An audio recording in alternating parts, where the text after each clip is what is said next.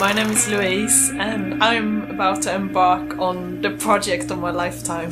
It's called Swenglish and I'm starting on my 30th birthday next year, and I'm gonna stay with 15 people in England, and then I'm gonna stay with 15 people in Sweden, and I'm gonna study their lifestyle to see what they get up to when they close the door. Because I've always wanted to be a fly on the wall in somebody else's life. It's gonna be really tough, I'm aware of that. Yeah, I don't think I'm naturally a social animal. I really like my space because I'm a writer, and yeah, the idea is to write a book about this Swenglish project, because I'm gonna, instead of sort of traveling in unknown places, staying with unknown people, I'm gonna travel in known places and stay with known people. But the thing is, I think I know them, but when you stay with people you really get to know them. I've tried to get a good mix of people together. Someone lives in a caravan and another person is a fan of my writing. She's only like 20 years old. I wrote about 100 letters. I basically wrote to everyone I knew, and I had about 50 responses. So the people I picked for this project, they are the most diverse people I could think of.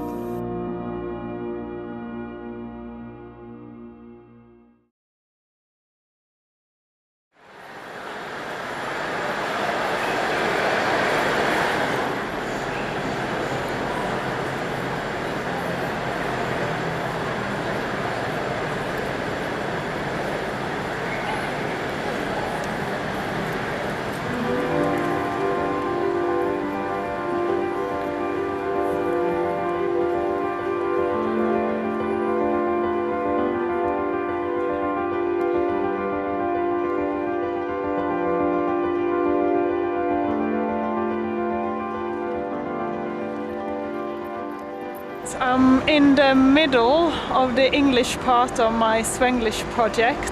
It's much more intense than I thought it would be. I thought I would have loads of time on my hands and that I would have time to read and write and just chill out, but actually most people I've stayed with are really busy and are involved in lots of things.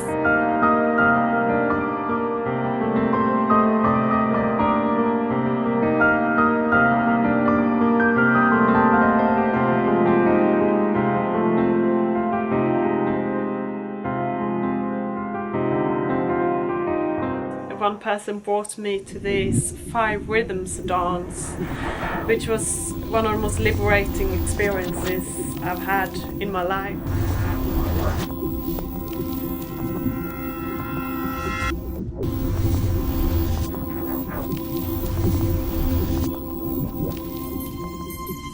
One thing I found very useful to learn, I had done a bit of it before, but I've learned a bit more about meditation.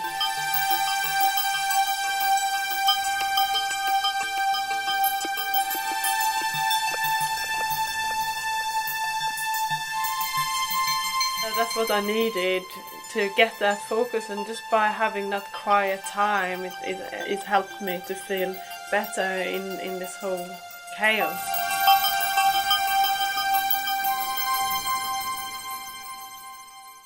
I met fussy tea drinkers and heavy deep thinkers, meditation and dance, taking a chance when quizzing in a pub, surviving the greasy grub.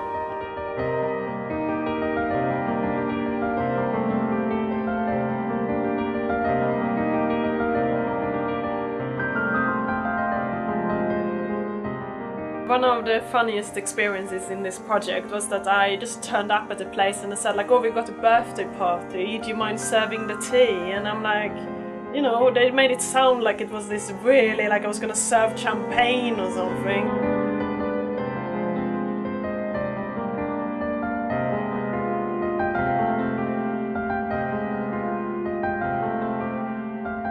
People are so fussy about the tea. I had no idea. You know, they said like, oh, I want one sugar and just a bit of milk, and don't stew it too much, and leave the tea bag in, and that's the wrong colour, and you know, it's such hard work. I just hate serving tea. I'm not gonna do it again. I think in in England, a lot of people still go out to have breakfast, which is quite unusual. You know, even if it's 4 o'clock in the afternoon, you can just go to a cafe and have a breakfast, and it's almost like your dinner or your lunch, or you can just have it any time. And it's not as straightforward as I thought it would be, because I thought it would be just like, you know, eggs and beans and stuff. But then I saw this big sloppy kind of weird shaped thing on my plate, and I had no idea what it was, and then it just turned out to be something called bubble and squeak. So you do get exotic food in England, you wouldn't think it.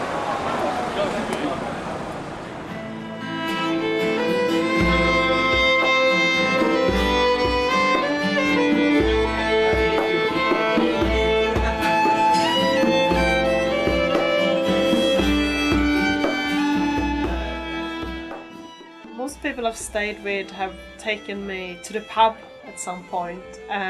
Before I started a project, I often thought of the pub as a party place, somewhere where you just went to get drunk. But through these people I've stayed with, I realised the pub is so ingrained in the culture as more as a public place where everyone is welcome, and a lot of people have their own local pub, and there are lots of events on, like pub quizzes, knitting clubs in pubs, and on Sundays quite a few people go for traditional Sunday roast, and it's really friendly, you know, people bring the kids and the dogs, and it's a place to gather, it's not just a place to get drunk, and that's what I really like about the pub culture here.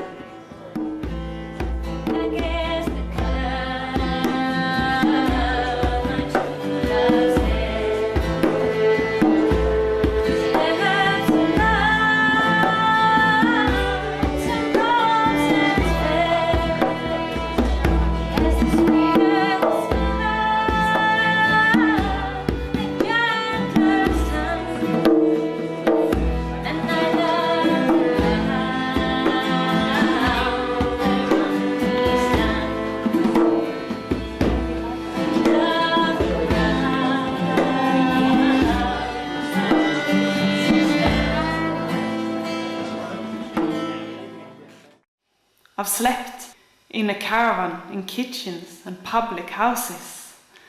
Cheers, another pint. I feel frail after all the real ale.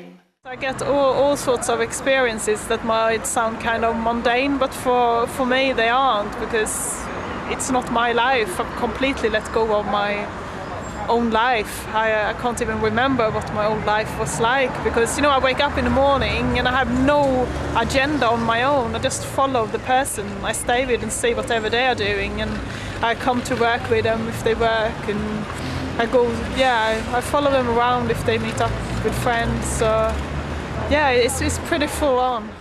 One place I stayed, the first morning I woke up and there was a radio station in my bedroom, where it was someone's living room, and the guy who worked for the radio station asked if I wanted to come on the radio and talk about my project.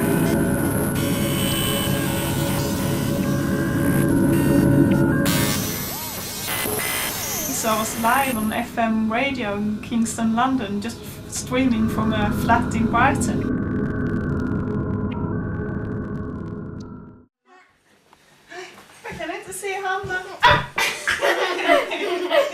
I threw myself into several families or single parents that had children, obviously. So I had to change my attitude. I think it kind of happened automatically by being around these children. For example, I was taken into the library and the mum just said, like, here's a book, you know, why don't you read a story? And I was like, oh, you know, maybe they won't like my storytelling voice, but at the end I was kind of running after the child, like, oh, do you want to read another story? And I found myself engaging with the children instead of running away from them as I've done in the past.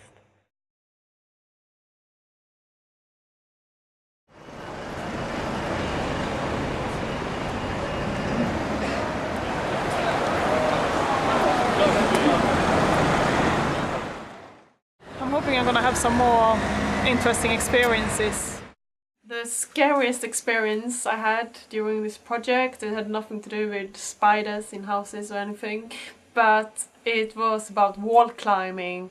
This wall climb is almost like a metaphor for the whole project. It's all about taking a risk and putting yourself out there.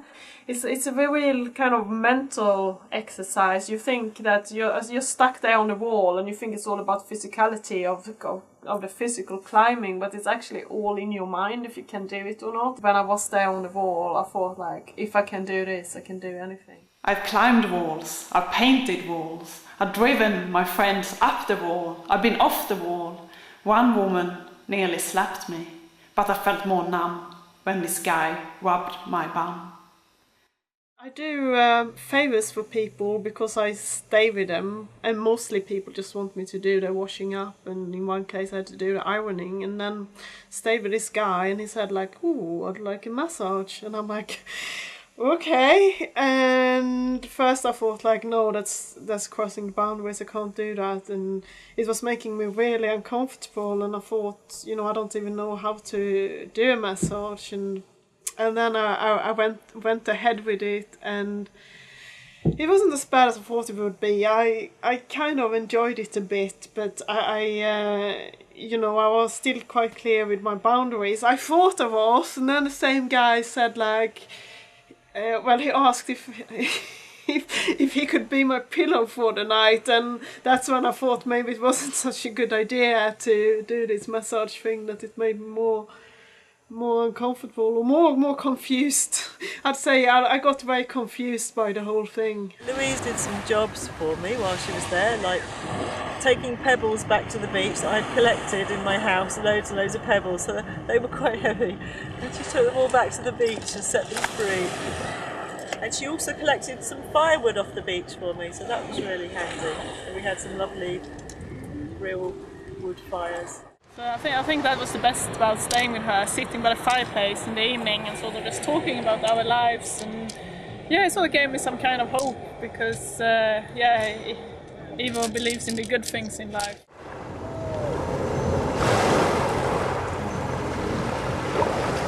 Today I'm gonna go in the sea because it's a bit warmer than it was when I stayed with her in March. It's May now and I'm dying to get in because it's really hot.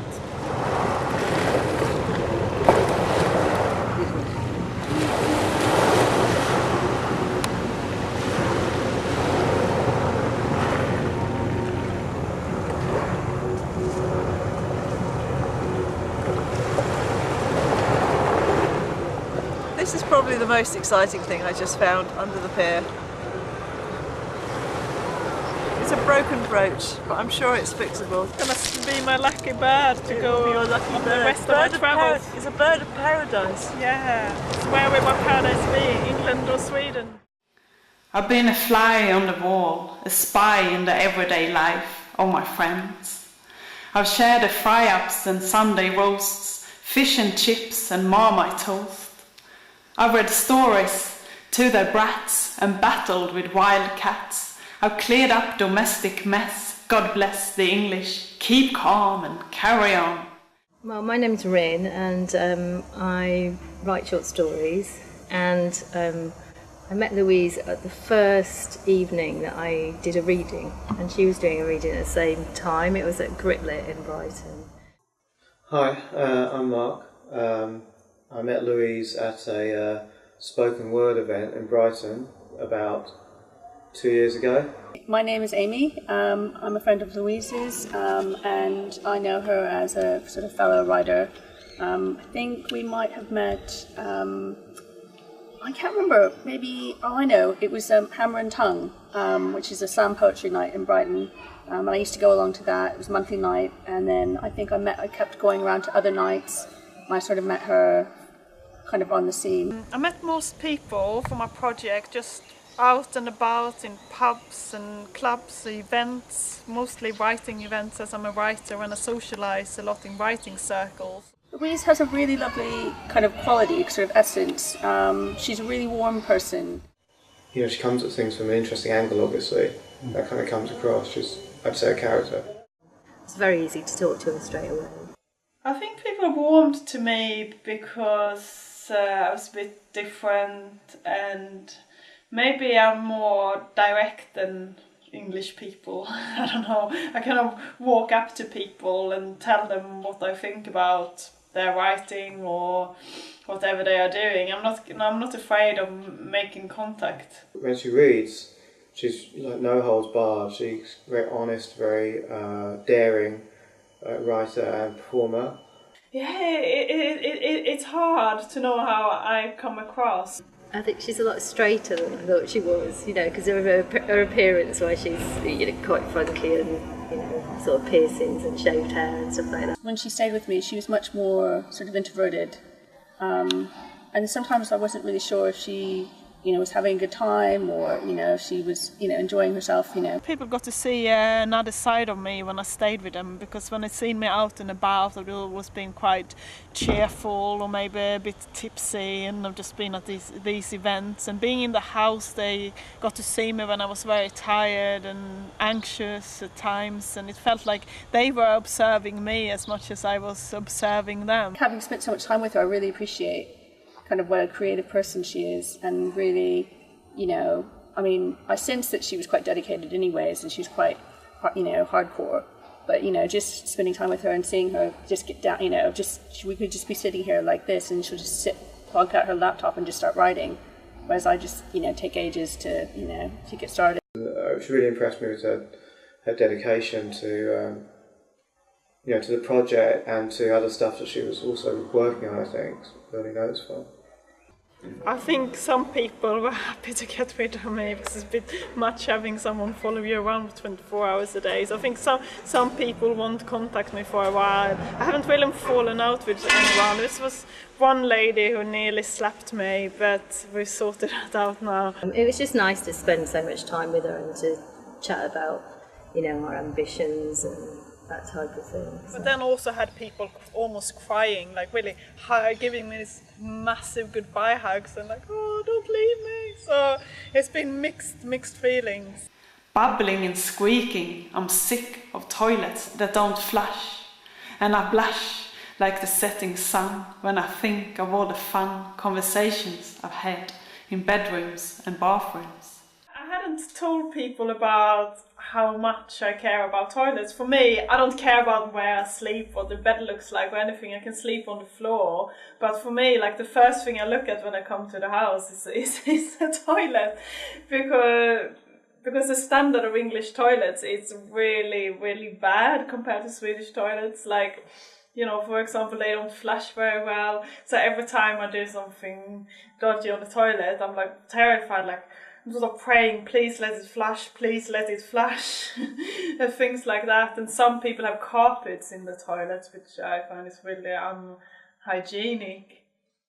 When she asked me to, you know, if she could come stay with me as part of her project, I was really delighted. You know, I mean, I felt kind of like we were really good acquaintances, and you know, I felt really privileged that, you know, she wanted to come experience living with me.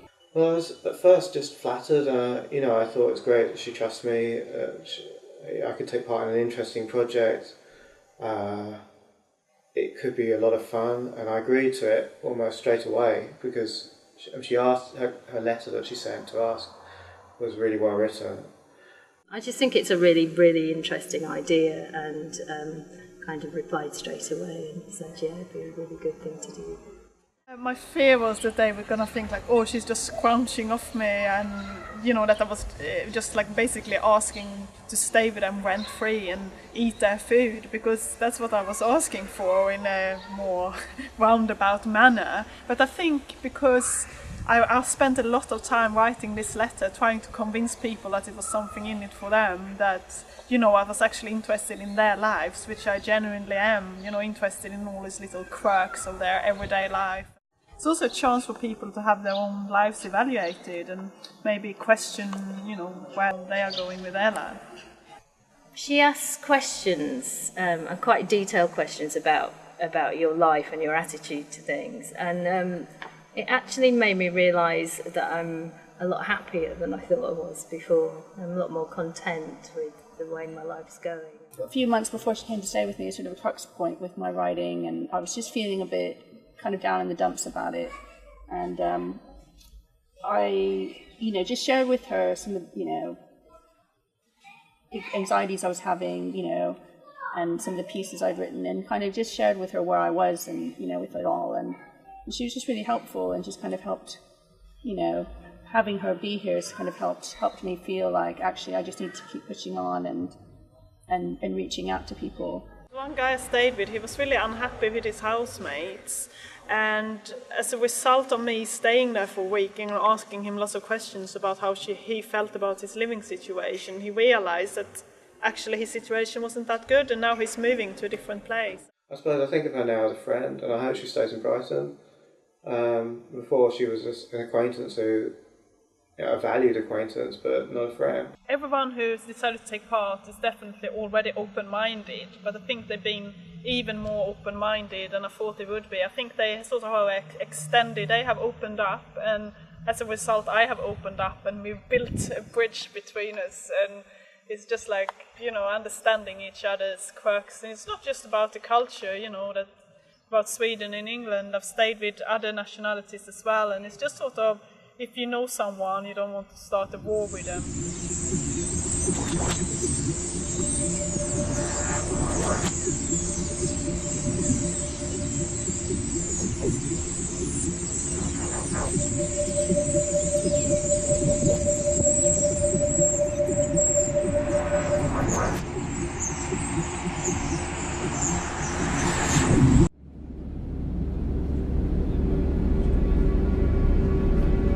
The reason I came up with the idea for the Swenglish project was that I'd been feeling very stuck in my life.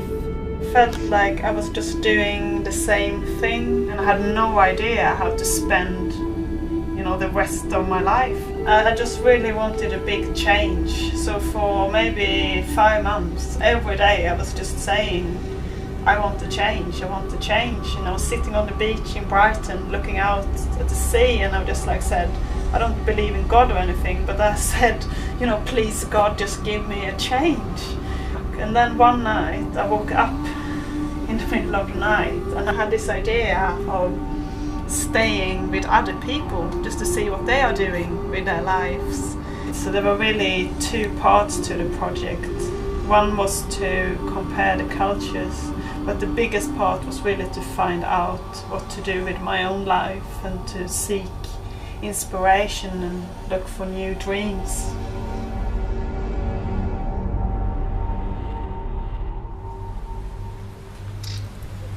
A life.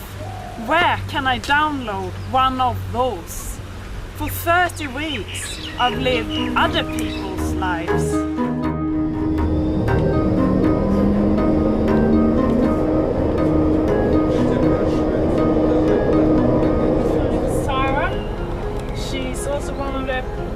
I stayed with, and I've known Sarah for about 10 years.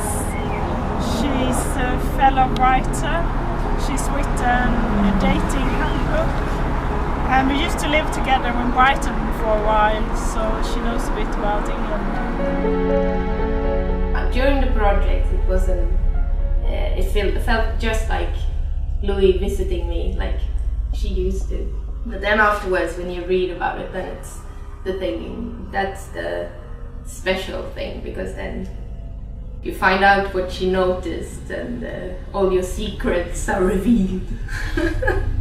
She's a feminist, and yeah, she challenged me quite a few times. And women shouldn't wait for the prince on the white stallion to come and save them, because they should take responsibility for their own lives and make things happen instead of letting things happen to them.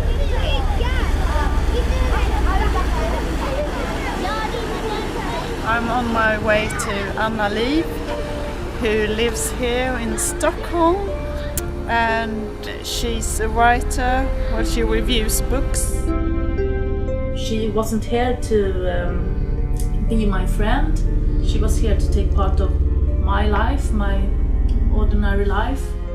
What I remember best from staying with her was a birthday party. Well, maybe 3 birthday parties or 4 birthday parties, I can't remember now. I didn't like how I looked in the story.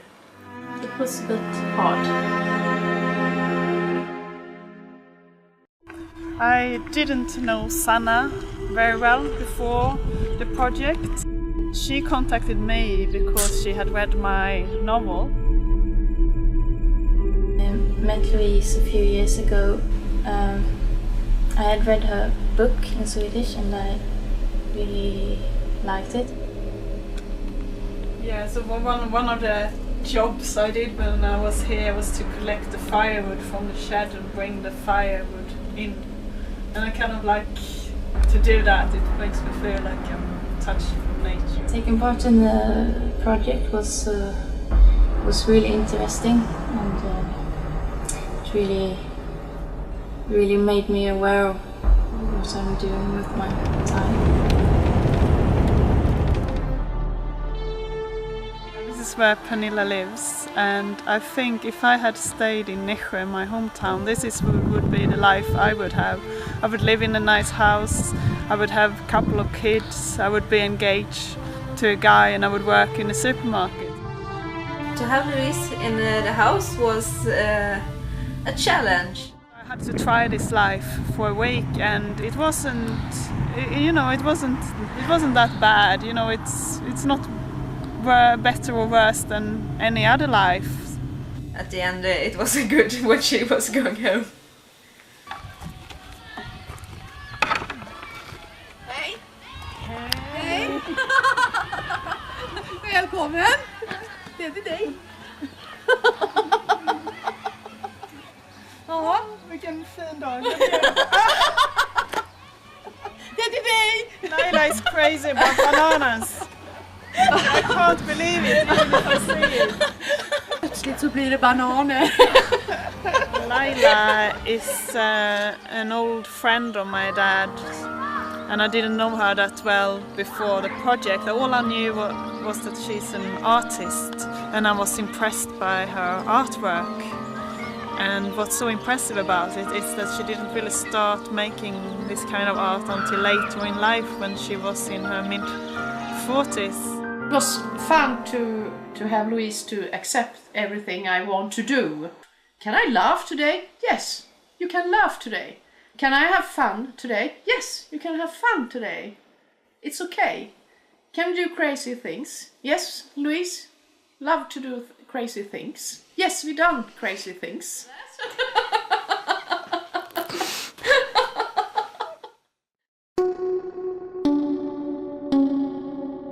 This is a portrait of me.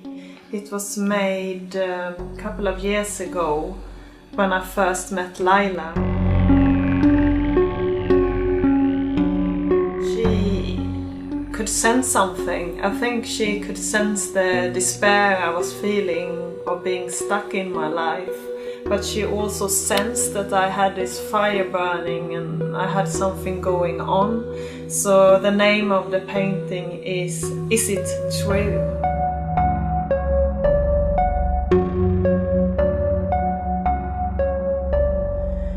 When I was a teenager and I was annoyed with my parents, I preferred to live with my gran. And she always encouraged me to follow my dreams, because she didn't have a chance to follow her dreams. So her words have always been at the back of my mind, that if you come up with a dream, if you have an idea, you just have to go for it. I have a small dream. I dream about a new Big Bang. Only that. My one dream, I only have one, and that's to write a novel. Only that. The project was a therapy for me, because I asked all the people I stayed with what their biggest dreams were. So that also made me realize that some people don't have big dreams in life. One of my biggest dreams is to have a vacation home somewhere in South Europe. I just wanted to be happy, and as I said to Louise in the story, I would like to meet the big love, to love and beloved.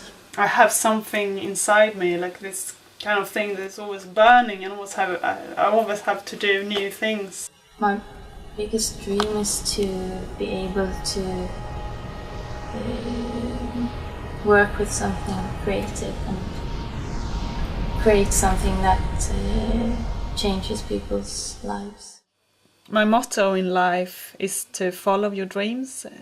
Ever since I was in my teens, I thought it was really important to just go for what you want. One person I stayed with, who was a professional ice skater, she told me that things happen to people who dream big. And I think that's true. You always have to, aim for something that is a bit out of your reach, and then you might get close to your goal. In Brighton, I stayed with a few hippies, and other people I stayed with were very spiritually minded, did meditation, yoga, crystal healing, hypnotherapy, 5 rhythms dancing. Anything goes in Brighton. While in Sweden, people are more suspicious of spiritual things. Religion to me is to show what's the mean. The life is the mean. Take care of your life. And love is the most important. Nature means a lot to me because, it's just so relaxing to get away from the city and to live here, to be able to just step outside the door and go out into the forest and just hear birds. It's just really nice. When it comes to religion, I didn't really stay with any religious people. Some people have their own idea of God, but no one went to church. The closest I came to religion was when I stayed with a person who believes in UFOs and believes that we are created by aliens that live on another planet. I've spent time with an alien believer and searched the skies for UFOs, but all I caught sight of was a shooting star and a wish to find something, anything, a meaning. Swedish people aren't that religious because they got the forest. That's where they go to find peace and quiet. It's not so popular to go to churches nowadays. You can walk for hours sometimes and not see any people, not see any houses, and you get this real sense of that nature is bigger than yourself. And it's a very kind of magical feeling, and it was also this kind of real sense of danger to it because you got wild animals like elks, wild boars, bears, wolves. I mean, mostly in the north of Sweden you get wolves and bears, but sometimes they find their way down to the south of Sweden as well. Hello, elk! Woo! Where are you?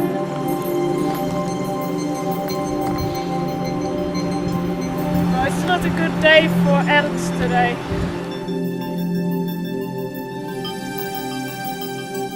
If I lived abroad, I think I would miss the Swedish nature and the different seasons, because even if the winter is really hard sometimes and very long, it makes you appreciate spring and summer even more. I have a lot of respect for the forest.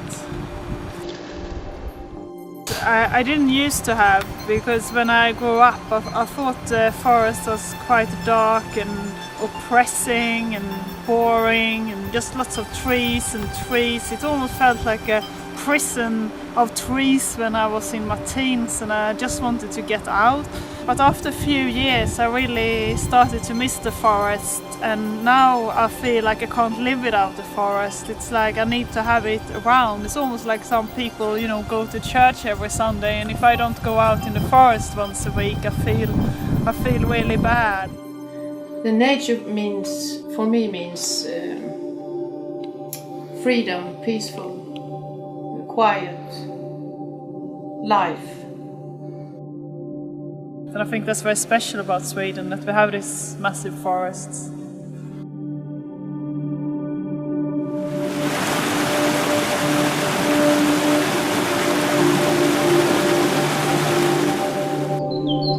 I've picked blueberries, lingonberries and cranberries. I've seen a few elks and heard a roar of a wild boar. But the city is a more dangerous place. This is the tube station where we stopped the fight, and really Sarah stopped the fight, and I called the police. And she was very brave. She had, and I was terrified because all these guys were beating up one other guy, and Sarah tried to protect this guy.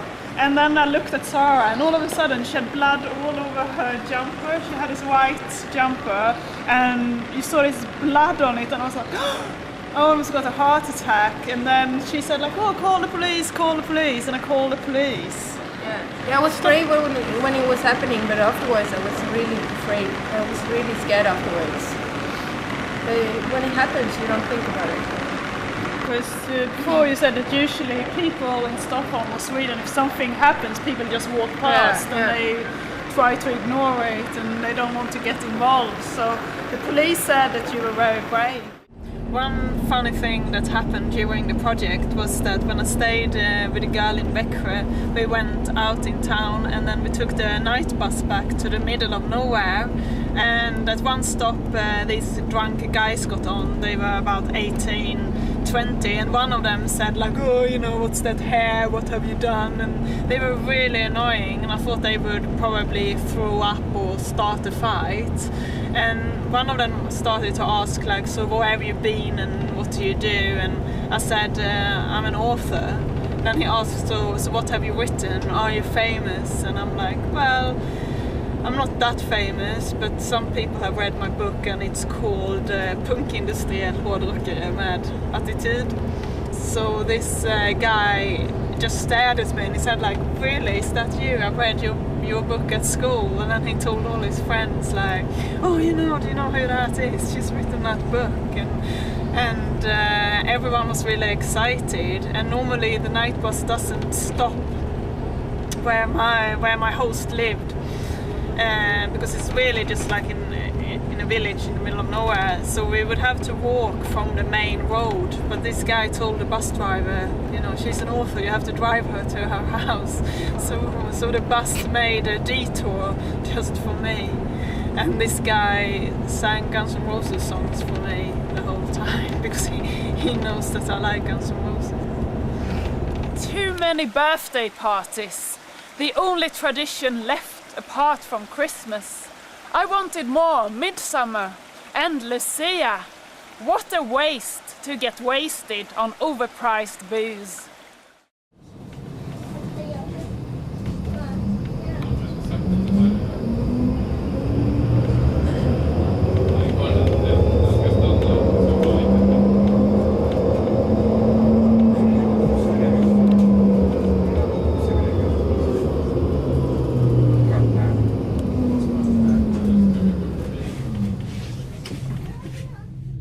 When I came to Sweden, I'd forgotten how hard it is to buy alcohol in this country. People have to plan their alcohol drinking, and that creates a lot of tension around alcohol. You have to buy all your alcohol on a Friday afternoon or Saturday morning, because after that all the alcohol shops, Systembolaget, they're all shut. So you have to make your provisions last for the whole of the weekend. It's so much planning around it, so it becomes almost like a religion. How are we going to get the alcohol for the weekend? Drinking culture in Sweden is really different from England and other parts of Europe, at least, because it's a more relaxed thing in other parts. But if you could buy alcohol all the time, I think Swedish people would die very quickly because they are not used to it. We're so used to this restriction. You can always tell if someone has been to Systembolaget because everyone is walking around with these purple bags. And my favorite color used to be purple, well it still is purple. So I wanted to have my gym clothes in that purple bag when I went to school. But my parents got very angry with me because they said like, oh no, you can't have that bag because then everybody thinks that you bring alcohol to school. Other parts of the world you can just go out to a pub at 6 and meet friends and have a beer because it tastes good. And that's it. And in Sweden you always have a party before you go out, and you have to get really drunk just to be able to get out to a pub because otherwise no one thinks it's fun. And in Sweden you can only do that, only talk to people if you're drunk, but in England you can actually talk to people when you're sober. Something has happened in Sweden for the last 10, maybe 20 years that people drink more often and maybe not like we did before when we drink only on the weekends. I think both Swedish people and English people are keen on finding excuses to celebrate and to drink alcohol. So because I was staying, many people saw me as a guest and we ended up drinking a lot and it had its consequences. Västerbro, the Western Bridge, is a famous suicide spot in Stockholm. But now it's also known as the Bridge of Love. That's why there are lots of padlocks locked to the bridge, because people lock the love in and then they throw away the key. While I was in the middle of the project in Sweden, I had a really low point. I'd been drinking a lot, and all this alcohol made me really sad and depressed. I think alcohol is one of the worst drugs because it's so socially accepted. And I was standing on the bridge, and you know, I wasn't exactly thinking of jumping, but the thought crossed my mind, you know, would I have to put stones in my pockets or could I just jump? And I just started to think about it, and then I got really frightened on my own thoughts.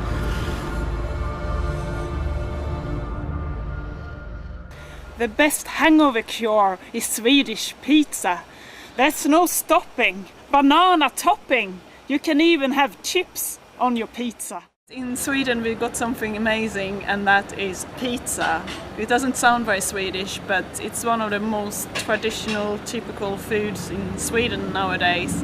Especially on Sundays when you're a bit hungover, people often get takeaway pizzas. And they are big, and you can have anything on them. You can have chips on your pizza, you can have bananas on your pizza, anything goes. It's just like mad. Yeah, and this is the famous pizza salad. It's basically just cabbage and some black pepper and some vinegar and oil, but you always get it with your pizza in Sweden.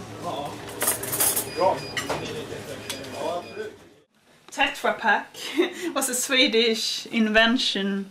So in England the milk comes in plastic jugs, but in Sweden you get your milk in these Tetra Paks, and even the yogurt. Yeah, the yogurt comes in a Tetra Pak. So it's Tetra Pak country. Going to cafes has always been a very big thing in Sweden. It's a big cafe culture, and traditionally you have black coffee and all sorts of different biscuits, homemade stuff. In England you say going for a coffee, but in Sweden there's this whole verb called fika, which just means going to a cafe. And this is my dad, and he makes coffee in the traditional old-fashioned way. First of all, I will fill this up with cold water. And you can take 2 of this for a cup of coffee. it will be strong. And now we only have to wait. After a while it's cooking, and I will show you when it's cooking.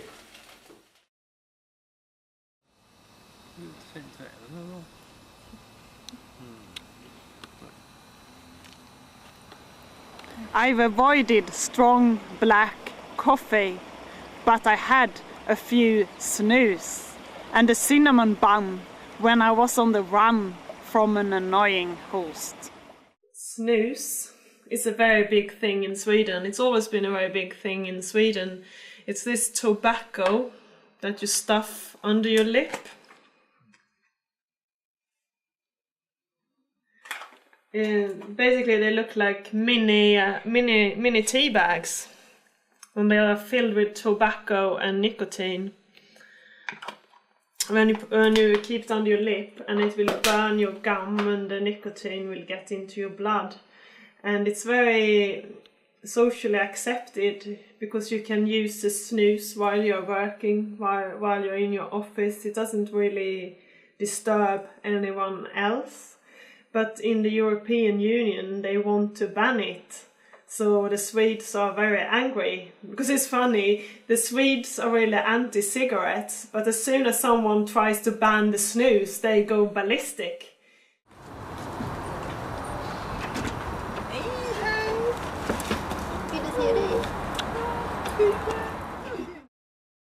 In Sweden, it's a crime to walk into a house with your shoes on.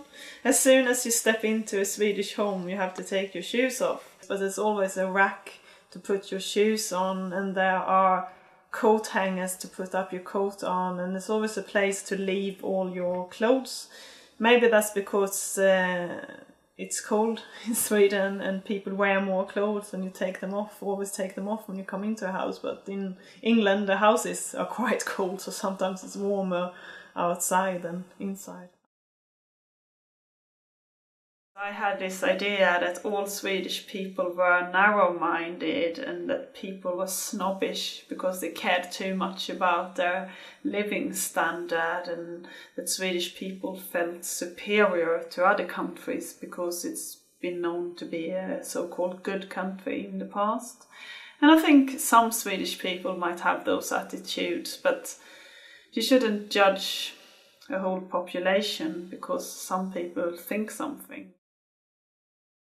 One reason I've decided to give Sweden a chance is because education is free. I haven't studied since I finished school when I was 19, so for 11 years I've just studied life, and I think that's really important to study life. But now I feel like I've got a lot of life experience and I need to get my head into something else. So I've decided to study ethnology. It would have been very clever to do the course before I did this whole project, then I would have more information about the Swedish culture and the English culture and all that. So I've done it the other way around. First I did my project, didn't know what I was doing, and then now I'm going to do the course. I think it's a beautiful thing that anyone, no matter what class you are, what background you are, it's free for you to study at university.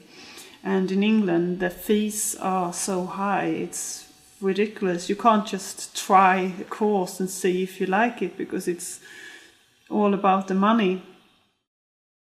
Another reason I've decided to give Sweden a chance is that I want to work with my own language again and see how that affects my creativity. It will take a while before my Swedish comes back to the standard as it was before, but in the end I feel more comfortable with Swedish when I write, because I know how the language works. I feel more confident to play with the language. If I make a mistake in Swedish, I kind of do that on purpose, but in English I can't play with the language in the same way, and if I deliberately make a mistake as an effect, people will think that's because I'm Swedish and I don't know the language. And it's so much more pressure when it's not your first language. But on the other hand, I feel more open when I speak English because there's more room for small talk in the English language. The thing I would miss about Sweden if I moved abroad would be mostly the language. I have a more natural way of just chatting about nothing in English, while in Swedish I tend to be more serious. I love playing with the language, and I can't do that in English.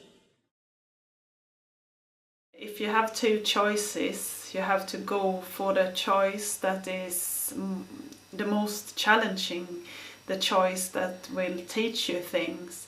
And I think it will be more challenging for me to stay in Sweden for the time being, because if I decided to live in England again, then I would have gone back to my old life. I was 19 when I left Sweden, and during my school years I was very shy and quiet. And when I moved to England, I became a bit more open because I think I was forced to become more open to make friends. I had to take more risks because I was in a new country and it was a part of the survival just to talk to people. But now when I'm back in Sweden, it's almost like I've stepped back 10 years or 11 years, whatever. So I feel shy again, especially in my hometown, because I was known as the shy, quiet girl. So when I walk the streets of my hometown, I feel shy. I feel like a different person compared to the person I am in Brighton. Winter came too early. I became Lou on ice skating and learning how to fall. I made snow angels and fell out of myself and fell in love with a librarian. The last week of the project I made a painting, and it kind of sums up the whole project, how I was feeling. I decided to call it My Heart, Your Crisis, because it all started with a big crisis, and then I sort of came closer to my heart at the end. And on the same day as I was making the painting, I wrote an email to a person I fell in love with during the project, one of the people I stayed with. And I wrote, "This is from the heart, because this is how I feel." And the reply from this person said, "I'm glad you're having a crisis." So I decided that My Heart, Your Crisis was a perfect title for the painting. When I stayed with Laila, she asked me what Astrid Lindgren character I would be, and I said Ronja Rövardotter, because she lives in the forest, and Laila said she would be Pippi Longstocking. She's a bit crazy. And and Ronja, because she's in nature and it's a very long winter, so when the spring finally comes, she does a spring scream.